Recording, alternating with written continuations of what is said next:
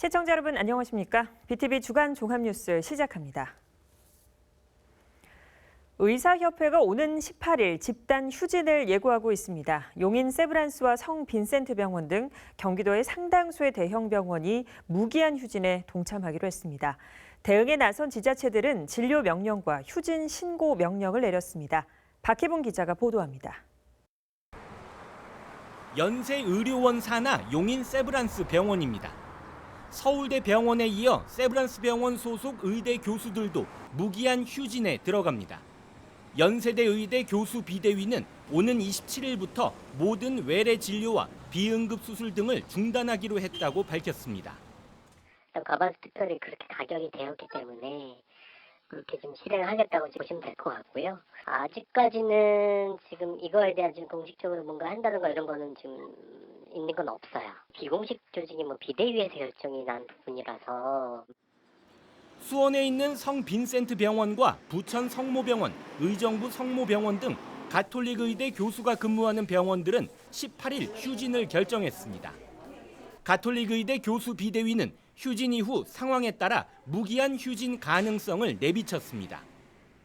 수원 아주대병원과 고대 안산병원도 18일 휴진에 동참합니다. 동탄과 평촌 한림대 성심병원은 휴진 관련 교수 투표를 마쳤지만 결과는 아직까지 밝히지 않고 있습니다. 정부는 의사협회의 집단 휴진 예고에 의료법 위반 소지를 언급하며 강경 대응에 나섰습니다. 이미 예약된 환자의 동의 없이 일방적으로 진료를 취소하면 의료법 위반 행위인 진료 거부에 해당합니다.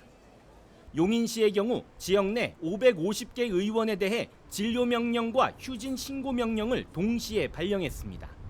업무 기시 명령 위반을 했을 때는 행정처분이 나가는데 의료법 59조에 의해서 업무 정지 15일, 3년 이하의 징역이나 3천만 원 이하의 벌금에 처해질 수 있는 사항이고. 이런 가운데 환자 단체는 환자를 죽음으로 내모는 행위라며 의사들에게 휴진 철회를 촉구했습니다. 보건의료노조 역시 명분 없는 집단 행동을 중단하라고 의사협회에 요구했습니다. BTV 뉴스 박희풍입니다. 세월호 참사 당시 희생자들의 죽음은 하나같이 억울하고 가슴 아픕니다. 그중에는 살릴 수 있는 기회가 있었는데도 이송이 지연되면서 사망에 이르게 된 안타까운 일도 있었습니다. 유가족이 정부와 해경 지휘부를 상대로 소송을 했는데 정부의 책임은 인정하면서도 개인에 대한 책임은 인정하지 않았습니다.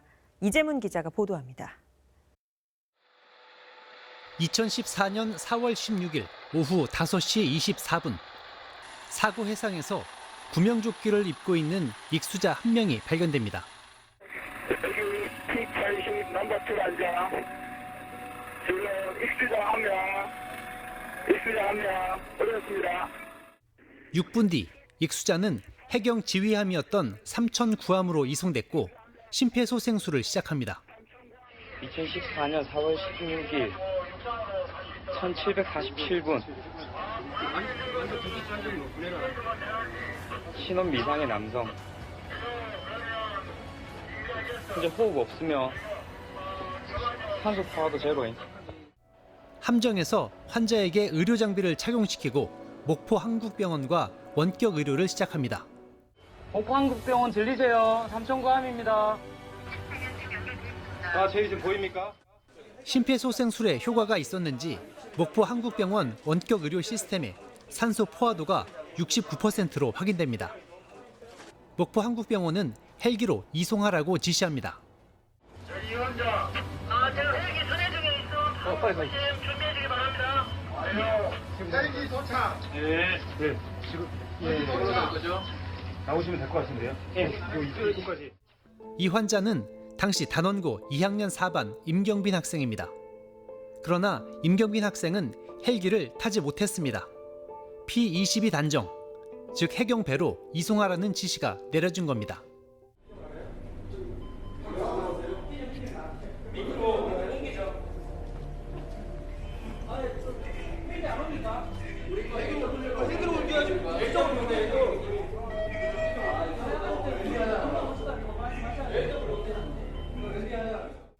P22 단정으로 옮겨지고 P112로 다시 한번 옮겨진 임경빈 학생. 결국 저녁 7시 15분 심폐소생술이 중단됐고 환자에서 시신으로 명명됐습니다. 경빈 학생은 P112정에서 다시 P39정으로 옮겨졌고 모두 5척의 함정을 환승한 뒤에야 진도 서망항에 도착합니다. 목포 한국병원에 도착한 건 밤 10시 5분. 최초 발견되고 4시간 41분이 지난 뒤였습니다. 헬기를 탔다면 30분이면 이송이 가능했습니다. 고 임경빈 학생은 삼천 구함에서 헬기를 탈 수 있는 기회가 3차례 있었지만 당시 김석균 해경청장 등 지휘부가 탑승했습니다. 임경빈 학생의 어머니는 아들을 신속하게 의료시설로 이동 조치하지 않아 사망에 이르게 한 책임을 물어 해경 지휘부와 대한민국을 상대로 손해배상을 청구했습니다. 형사소송이 아닌 손해배상을 청구한 이유는 이렇습니다. 영상에서 나온 거 보면 충분히 안 했다라는 정황이 나왔잖아요. 그래서 특수단에다가 요청을 했는데도 불구하고 기각이 났어요. 이건 말도 안 되는 답인 것 같아서. 10일 1심 재판부는 임경빈 군 이송 지연에 대해 국가의 과실을 인정했지만 해경 지휘부 개인에 대해서는 청구를 기각했습니다. 애매모호하잖아요. 해경의 책임은 물을 수 없다. 그리고 국가의 책임은 물었어요. 이 말도 안 되는 일이잖아요. 일을 하러 간 사람들의 책임이 없다라고 보고 그럼 그 잘못을 국가에서는 또 물어줘야 한다. 저는 이 타당성이 없다고 봐요. 세월호 참사 10년 만에 받아본 아들의 억울한 죽음에 대한 판결. 경빈 엄마는 항소를 고심하고 있습니다. BTV 뉴스 이재훈입니다. 경기 도내 학교 도서관에 비치됐던 성교육, 성평등, 페미니즘 도서 2,500여 권이 폐기됐습니다. 지난해 보수 성향 학부모 단체 등이 성교육 도서가 선정적이라고 지적한 뒤에 벌어진 일인데요. 이렇게 대규모 폐기된 데에는 도교육청 책임이 크다며 인권 단체 등이 반발하고 나섰습니다. 보도에 주하영 기자입니다. 정교조 경기지부와 인권 사회 시민단체들이 경기도 교육청 앞에 모였습니다. 성평등, 성교육, 배우고 가르칠 권리 보장하라! 2,500권이 넘는 성교육 성평등 도서가 폐기된 배경에는 도교육청 책임이 크다며 기자회견을 열었습니다. 이들은 학교에서 성교육 관련 서적이 없다면 학생들이 어디서 교육을 받겠냐며 되물었습니다. 아마 인터넷에 검색을 할 것 같습니다. 그런데 인터넷에서 정보 찾기는 양면성이 있습니다. 성과 관련된 것이면 유익한 정보라도 검색어 자체가 차단되어 알 수 없거나 잘못되고 편협하며 유해한 정보가 과도하게 쏟아지기도 합니다. 지난해 학부모 단체들과 성교육 도서가 선정적이라고 지적한 뒤 도교육청은 4차례에 거쳐 학교에 공문을 보냈습니다. 성교육 도서 실태 조사와 폐기 처리된 도서 집계 목록을 제출하라는 내용입니다. 도서 폐기를 자율에 맡겼다고 주장하지만 4차례나 공문을 내려보내고 도서관 운영위원회 개최 횟수, 폐기한 도서의 제목과 권수를 제출하라고 했습니다. 그렇다면 그것이 어떻게 자율일까요? 압력이 아니면 무엇입니까? 폐기된 책 중에는 2013년 독일 올해의 과학 도서상을 받은 사춘기 내 몸 사용 설명서와 영국 우수도서 10대들을 위한 성교육, 국내 우수 콘텐츠 선정작인 어린이 페미니즘 학교, 추천 도서인 성교육 상식 사전 등도 포함되어 있습니다. 성교육과 무관한 책도 여럿이 포함됐습니다. 부커상을 수상한 한강 작가의 채식주의자, 이상 문학상을 받은 최진영 작가의 구애 증명, 학습 동화 시리즈인 정재승 교수의 인간은 외모에 집착한다도 목록에 올랐습니다. 도서를 검열하여 폐기하게 압박한 시도는 오히려 학생들이 바르게 배울 기회를 차단하는 것입니다. 몸에 대해 배우는 의학서적과 마찬가지로 성기나 성적 행동에 대해 정보를 준다고 해서 성교육 도서를 성적인 환상을 표현하는 성표현물과 같게 봐서는 안 됩니다. 이들 단체들은 시민 572명을 공동 진정인으로 국가인권위원회 진정을 내고 도교육감의 책임을 묻겠다고 밝혔습니다. BTV 뉴스 주하영입니다. 3기 신도시 과천지구에서 맹꽁이 집단 서식지로 확인된 문해미골. LH의 환경 영향평가 결과가 나왔는데 처음엔 없다던 맹꽁이 서식지가 두 번째 조사에선 있는 것으로 나타났습니다. 문해미골 주민과 환경단체는 LH의 번복된 조사 결과를 신뢰할 수 없다는 입장과 함께 민관 합동 정밀 조사를 요구하고 있습니다. 이창호 기자의 보도입니다. LH는 지난 2019년 실시한 전략 환경 영향 평가에서 과천지구 문해미골에 맹꽁이 서식이 확인되지 않았다고 밝혔습니다. 이에 반발한 문해미골 주민들과 환경단체가 수차례 맹꽁이를 조사해 LH와 환경부 등에 이의를 제기했습니다. 반발이 거세지자 LH는 두 번째 실시한 환경 영향 평가에서 맹꽁이 22개체가 목격되는 등 약 163개체가 서식하고 있는 걸로 조사됐다는 결과를 내놨습니다. 이 역시 300개체 이상의 맹꽁이를 확인한 환경단체의 조사 결과와는 크게 배치되는 결과입니다. 환경영향평가서에 보고된 이제 조사와 저희 환경단체에서 주장하는 부분이 대립이 된 거죠.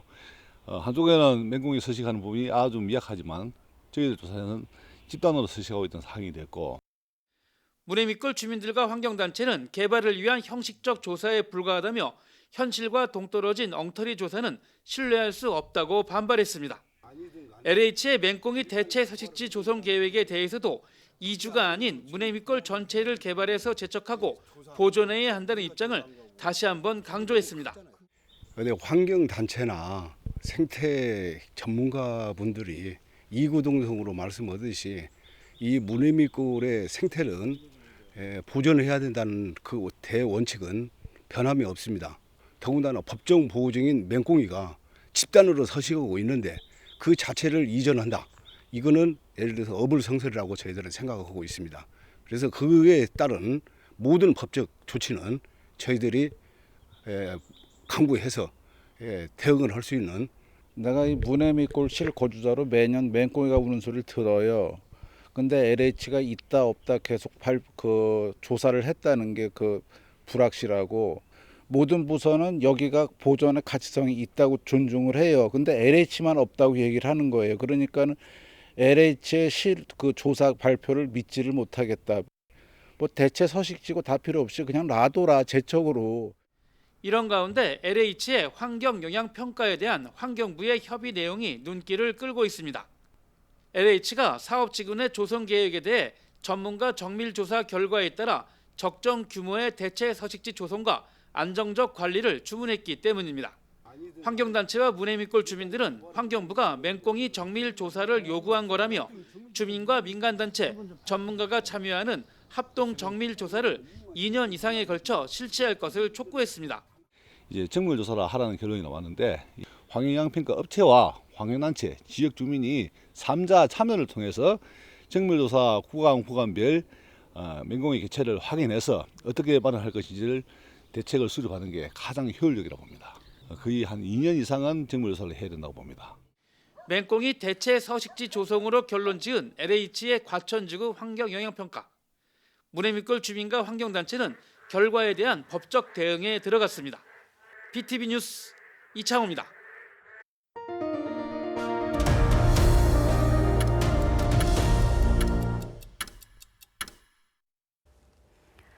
이런저런 사정 때문에 보육원에서 자란 뒤 성인이 되면 사회로 나와 자립을 해야 하는 청년들이 있습니다. 이들을 자립준비 청년이라고 하는데 도내에만 1,500명이 넘습니다. 집도 직업도 기댈 곳도 없이 사회 첫 발을 내디딘 청년들이 극단적인 선택을 하는 경우도 적지 않은데요. 경기도 의회가 이들을 지원하기 위한 방안을 논의하기 시작했습니다. 보도에 주하영 기자입니다. 보육원 등 시설에서 자라 만 18세에서 23세까지 자립을 준비해야 하는 청년들. 5년 동안 집을 구하고 학업을 마치고 직업을 갖기란 쉽지 않은 일이라고 자립준비 청년들은 말합니다. 대학을 졸업한 친구들 같은 경우 이제 정말 자립을 해야 되는데 모든 지원이 끊기니까 좀 막막하다. 내실한 관리가 필요한 아동들이 있는데 5년이 끝났다고 모든 연락이 끊기게 됨으로써 오히려 더 사각지대에 몰린다라는 이야기. 이 과정에서 적응하지 못해 극단적인 선택을 하는 경우도 적지 않습니다. 지난 5년간 자립준비 청년 20명이 스스로 목숨을 끊었습니다. 보호 종료 예정이거나 종료된 청년의 경우 절반 정도가 경제적 어려움 혹은 가족 간의 갈등 문제로 비극적인 생각을 품었다고 토로했습니다. 도내 자립준비 청년인 만 18세에서 25세 미만은 지난해 기준 1,600명에 가깝습니다. 이와 관련한 토론에서 자립준비 청년들은 사회적 가족이 필요하다고 목소리를 높였습니다. 아플 때, 먹을 것이 없을 때 등 혼자 지내다 문제가 발생한 후 대처하는 것보다 사회적 부모나 공동 부모 등으로 안전망을 갖도록 해달라는 것입니다. 공동 부모 역할이란 지방 정부 및 유관 기관 등이 돌봄과 보호를 받는 보호 대상 아동 및 자립준비 청소년들에 대한 집단적인 책임감을 갖고 있음을. 경기연구원은 사회적 부모 등 새로운 가족 형태는 운둔 청년과 1인 가구 시대의 새로운 대안이 될 것이라고 봤습니다. 혼자 살아가는 사람들이 겪고 있는 많은 문제들은 내가 겪어보지 않은 일을 닥쳤을 때 내가 누구에게 도움을 청할 것이냐. 혈연이나 혼인관계로 이루어지지 않았더라도 사람들이 같이 모여서 생계를 유지하는. 경기도와 경기도의회는 이번 토론회를 바탕으로 자립준비 청년들을 위한 제도 개선과 조례 마련에 나설 계획입니다. BTV 뉴스 주아영입니다. 전국 각 지역을 대표하는 극단이 한자리에 모이는 대한민국 연극제가 용인에서 개최됩니다. 오는 28일부터 다음 달 23일까지 용인 전 지역의 공연장에서 전국 최고 수준의 연극을 관람할 수 있습니다. 김효승 기자가 보도합니다. 경기 지역 극단의 이른바 959.7단지 무대입니다. 경북 대표 극단의 산밖에 다시 산. 광주광역시 대표로 나선 한여들 연극 무대까지. 전국 각지를 대표하는 16개 극단이 용인에서 무대를 선보입니다. 42회째를 맞은 대한민국 연극제가 용인 지역에서 펼쳐집니다.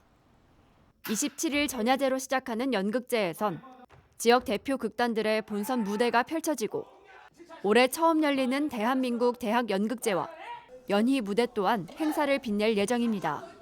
대학 연극팀도 전국의 각 시도에서 경쟁을 해서 본선에 오른 대한민국 연극제 본선팀과 겨뤄서 손색이 없을 걸로 생각을 합니다. 연극을 통해서 우리 용인의 문화적인 품격을 또 보여드릴 생각이고요. 용인시는 계속해서 대학 연극제를 이어간다는 계획인 가운데 배우들도 연극제를 통한 문화예술 활성화에 기대를 나타냈습니다. 많은 이제는 이 행사를 통해서 배출해서 우리나라 문화예술 또 연극, 음악, 기타 여러 가지 전체 예술 분야에서 많은 인재들이 나와가지고 글로벌 스타로 성장할 수 있도록. 연극, 르네상스를 꿈꾸다라는 슬로건을 내걸고 펼쳐지는 42회 대한민국 연극제. 연극 무대는 오는 28일부터 7월 23일까지 용인문화예술원과 포온 아트홀 등지에서 펼쳐집니다. 티켓 가격은 2만 원으로 경기도민 등은 50% 할인받을 수 있습니다. BTV 뉴스 김효수입니다. 기후 위기의 시대를 맞아 지속 가능한 녹색 생산과 소비는 필수가 됐습니다. 반월 국가산업단지가 있는 안산에서 지속 가능한 도시로 전환하기 위한 그린 시티 투어가 시작됐습니다. 이재문 기자가 보도합니다. 20여 명의 시민들이 안산 산업역사박물관에 모였습니다. 반월 국가산업단지 조성과 함께 계획도시로 건설된 안산시의 역사를 한자리에서 확인합니다. 자, 안산은요 뿌리 산업의 근간입니다. 규모로는 3위에 해당하고 자동차를 만들면 자동차 부품에 들어가는 것들을 안산에서 만들고 그런 식으로 뿌리가 되는 산업을 안산이 이루고 있습니다. 바다를 막는 시와 방조제 건설로 대규모 공업지대가 형성되면서 안산은 또 한 번 도약하게 됐습니다. 하지만 바다가 호수가 된 시와호는 수질 오염으로 죽음의 호수가 됐습니다. 수질 개선을 위해 시와 방조제를 트고 바닷물을 유통시키면서 조수 간만의 차를 이용한 세계 최대 규모의 시와호 조력발전소가 만들어졌습니다. 가정용 전기 사용 시 인구 50만 명이 1년간 사용할 수 있는 전기량으로 아까 인근에 시흥시가 위치하고 있는데 시흥시가 약 50만 도시가 됐습니다. 그래서 시흥시의 1년 전력으로 보시면 되겠고요. 시와호는 생명의 호수로 되살아났고 폐수를 방류하고 대기 오염 물질을 분출하던 반월공단의 이미지도 회복됐습니다. 테이프 없이 포장이 가능한 친환경 택배 박스를 만드는 한 공장. 지구를 살리는 친환경 아이디어에 시티투어 참가자들은 큰 관심을 보입니다. 이론적으로 본다 그러면 한 7번까지도 다시 종이로 탄생시킬 수가 있어요. 네. 근데 문제는 여기에 뭐가 붙어 있다. 뭐가 그 플라스틱, 녹지 않는 플라스틱 소재가 붙어 있고 비닐이 붙어 있고. 시티투어의 마지막 코스는 지속 가능한 소비를 위해 친환경 제품을 매장에서 직접 찾아보는 것. 대형마트 구석구석을 다니며 친환경 제품에 대한 이해를 넓힙니다.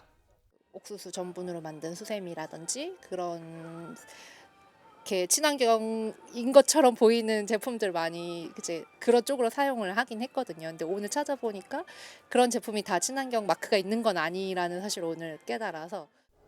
반월 국가산업단지를 배후로 성장한 안산시를 이해하고 오염된 시화호를 되살리는 과정과 친환경 제품의 생산, 소비의 중요성을 체험하는 안산 그린시티 투어입니다.